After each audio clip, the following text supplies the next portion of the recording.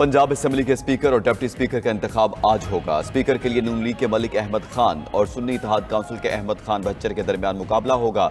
Deputy speaker के लिए मुस्लिम league नून के ज़हीर इकबाल चन्नड़ और सुन्नी इत्तेहाद काउंसिल के मोइन रियाज कुरैशी का जोड़ पड़ेगा। नामजद उम्मीदवारों के कागजात मंजूर। सेक्रेटरी पंजाब असेंबली आमिर हबीब ने उम्मीदवारों के कागजात नामजदगी वसूल किए। स्पीकर और डिप्टी स्पीकर का इलेक्शन खुफिया राय शुमारी से होगा।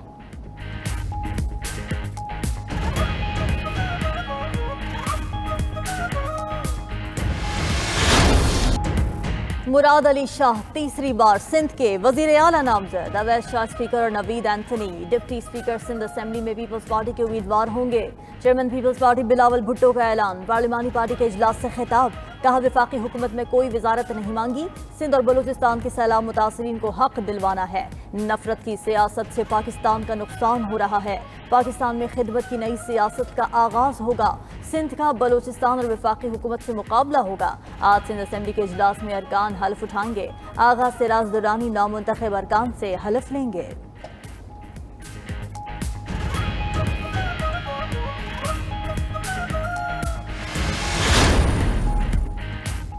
एमकेएम ने सिंध असेंबली के लिए स्पीकर और डिप्टी स्पीकर के उम्मीदवारों का ऐलान कर दिया। एमकेएम की जानिब से स्पीकर के लिए सोफिया शाह और डिप्टी स्पीकर के लिए राशिद खान उम्मीदवार होंगे। तर्जुमान के मुताबिक एमकेएम पाकिस्तान की राबता कमेटी और नौमुंतखब अराकीन सिंध असेंबली का इजलास सिंध में होने वाले हुकूमत साजी के अमल और मौजूदा सियासी सूरत हाल और दीगर अहम अमूर पर तबादला ख्याल।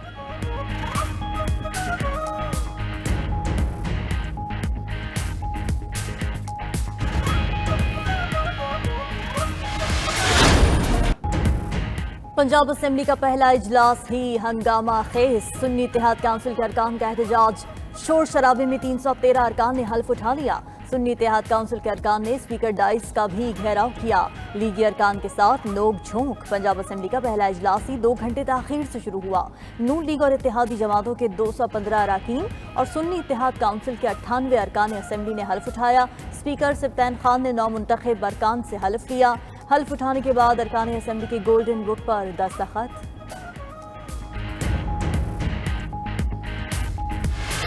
इस्लामी जमहूरिया पाकिस्तान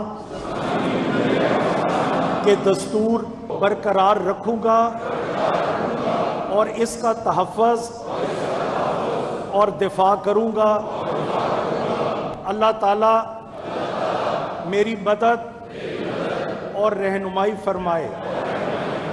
आमीन। पंजाब की पहली खातून नामजद वज़ीर आला मरियम नवाज ने बतौर एमपीए हल्फ उठा लिया। मरियम नवाज समेत नून लीग और इत्तेहादी जमातों के 200 से ज्यादा अरकान ईवान पहुंचे। लीगी अरकान नवाज शरीफ की तस्वीर भी साथ लाए। सूबाई अरकान असेंबली से खिताब में बोली, हम सब मिलकर मुल्क की तरक्की में अपना किरदार अदा करेंगे। मरियम नवाज कौमी असेंबली की नशस्त NA 119 से दस्तबरदार। इलेक्शन कमीशन को खत भिजवा दिया। शहबाज शरीफ, हमजा शहबाज समेत सीनियर लीगी क़यादत ने भी सूबाई नशिस्तें छोड़ दी। लीगी क़यादत के फैसले पर मरियम औरंगजेब ने भी रुकने पंजाब असेंबली का हल्फ उठा लिया। मरियम औरंगजेब सूबे में मरियम नवाज की मुआवनत करेंगी।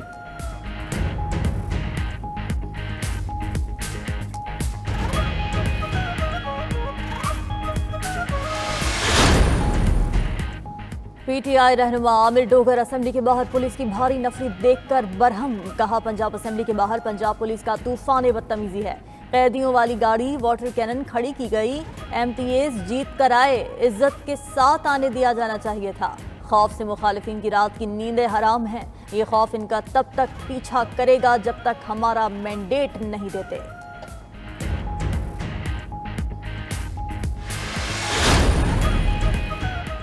GDA समेत 6 जमातों का सिंध असेंबली के बाहर एहतजाज का ऐलान। जमात इस्लामी, JUI और PTI हिमायत याफ्ता जमातें इत्तेहाद में शरीक होगी। सफदर अब्बासी कहते हैं, जाली इंतखाबात को नहीं मानते। हमारे अरकान सिंध असेंबली हल्फ नहीं लेंगे। हाफिज नईम रहमान बोले, धांधली के खिलाफ एहतजाज का दायरा बढ़ा रहे हैं। हलीम आदिल शेख ने कहा, सिंध के अवाम के वोट पर डाका किसी सूरत काबिल कबूल नहीं करेंगे। राशिद शोमरो कहते हैं, GDA की क़यादत में एहतजाज को आगे बढ़ाएंगे।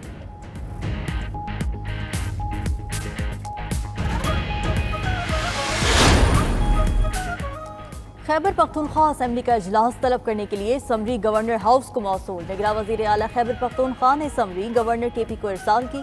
गवर्नर KP हाजी गुलाम अली ने 92 से गुफ्तगू करते हुए कहा, आज सेक्रेटरी को बुलाकर समरी पर दस्तखत करूंगा। आइन के मुताबिक 29 फरवरी तक इजलास बुलाना जरूरी है। दूर दराज से आने वाले नामुंतखब अरकान के लिए फौरी तौर पर पेशावर पहुंचना मुमकिन नहीं। इजलास 28 या 29 फरवरी को तलब किया जा सकता है।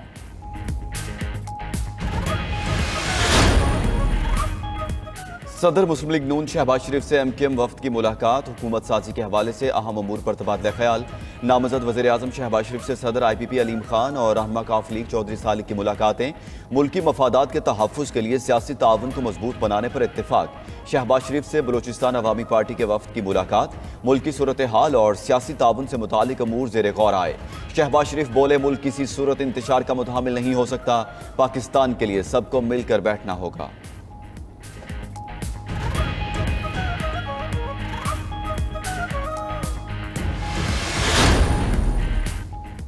इलेक्शन कमीशन ने कौमी असम्बली में अक़लियतों की मखसूस नशिस्तें अलॉट कर दी। नून लीग 4, पीपल्स पार्टी को 2 और MQM को 1 मखसूस नशिस्त मिली। इलेक्शन कमीशन ने सुन्नी इत्तेहाद काउंसिल को ताहाल अक़लियतों की मखसूस नशिस्तें अलॉट नहीं की। इलेक्शन कमीशन ने खैबर पख्तूनख्वा असम्बली में ख़वातीन की मखसूस नशिस्तें अलॉट कर दी। नून लीग और JUI को 2-2 और पीपल्स पार्टी के हिस्से में 1 सीट आई। KP असम्बली में भी सुन्नी इत्तेहाद काउंसिल की नशिस्तों पर फैसला न हो सका।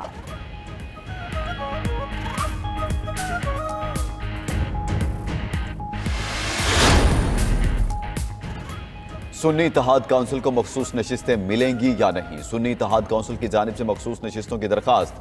ज़राए के मुताबिक इलेक्शन कमीशन का दरखास्त पर फैसले से मुतालिक इजलास सोमवार को होगा।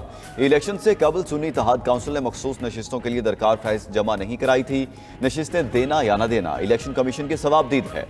ज़राए के मुताबिक 86 आज़ाद अरकान असम्बली ने सुन्नी इत्तेहाद काउंसिल में शमूलियत इख्तियार कर ली। बैरिस्टर गौहर और उमर अयूब ने सुन्नी इत्तेहाद काउंसिल में शमूलियत इख्तियार नहीं की।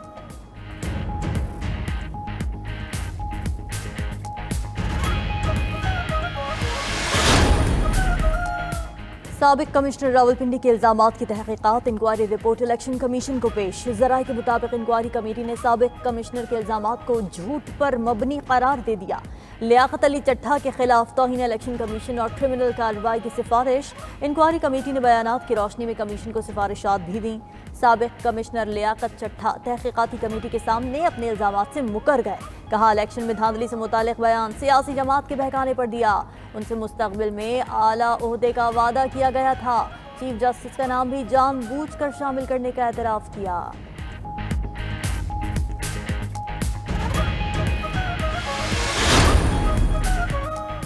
IMF पाकिस्तान की नई हुकूमत के साथ काम करने का मुंतज़िर है। निगरां हुकूमत के इक़दामात की भी तारीफ।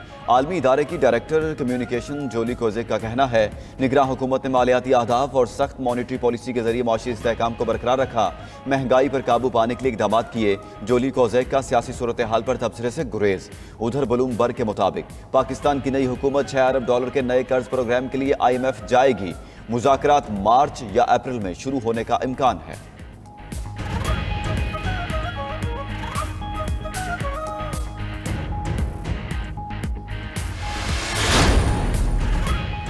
कौमी असम्बली में सुन्नी इत्तेहाद काउंसिल के 81 नशिस्तें हैं। 9 आज़ाद अरकान की शमूलियत के बाद नून लीग के अरकान की तादाद 84 हो गई। पीपल्स पार्टी 54, MQM की 17 सीटें।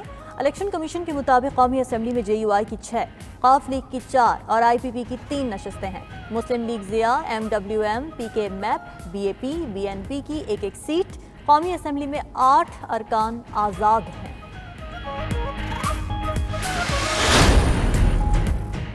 190 मिलियन पाउंड रेफरेंस फर्द जुर्म की कार्रवाई के लिए 27 फरवरी की तारीख मुकर्रर।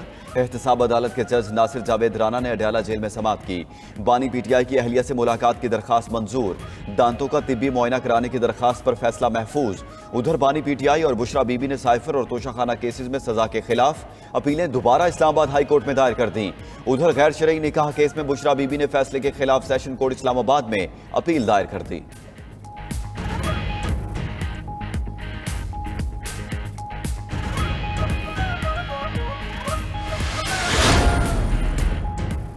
चीफ जस्टिस काजी फाजीजा की सरबराही में जुडिशल कमीशन का इजलास। Chief justice Balochistan high court justice Naeem Akhtar Afghan को सुप्रीम कोर्ट का जज बनाने की मंजूरी।